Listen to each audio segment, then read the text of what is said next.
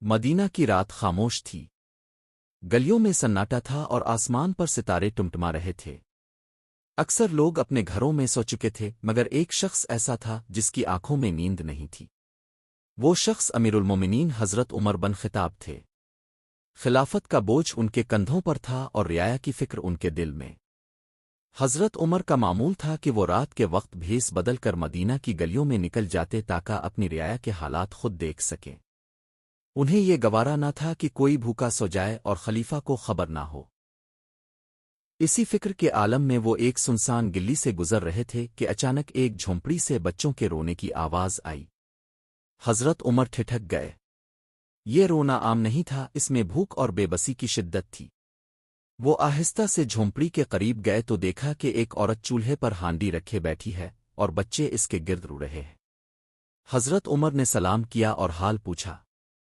عورت نے کہا، اے اللہ کے بندے، بچے بھوکے ہیں، کئی دن سے کچھ میسر نہیں۔ میں نے ہانڈی میں صرف پانی ڈال رکھا ہے تاکہ بچی یہ سمجھیں کہ کھانا پک رہا ہے اور تھک کر سو جائیں۔ یہ سن کر حضرت عمر کی آنکھوں میں آنسو آ گئے۔ انہوں نے پوچھا، تم امیر المومنین عمر کے پاس کیوں نہیں گئیں؟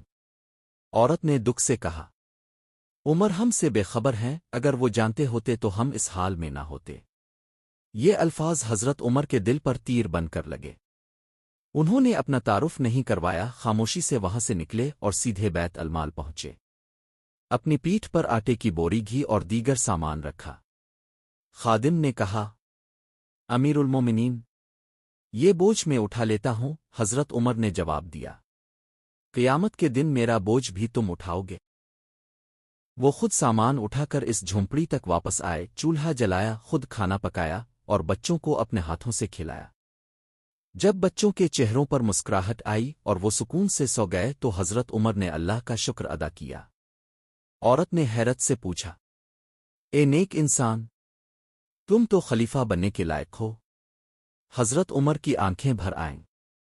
انہوں نے آہستہ سے کہا، میں ہی عمر ہوں۔ یہ سن کر عورت گھبرا گئی اور معافی مانگنے لگی، مگر حضرت عمر نے فرمایا، نہیں، عمر کو معافی مانگنی چاہیے کہ وہ اپنی رعایا سے غافل ہو گیا۔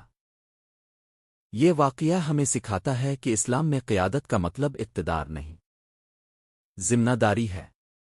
حضرت عمر کی عظمت ان کے تاج میں نہیں بلکہ ان کے کردار خوف خدا اور انسانیت کی خدمت میں تھی۔ وہ حکمران نہیں، امت کے خادم تھے۔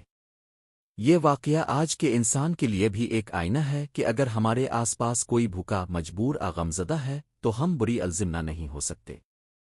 اللہ کے نزدیک اصل عظمت عاجزی، انصاف اور بندوں کا خیال رکھنے میں ہے۔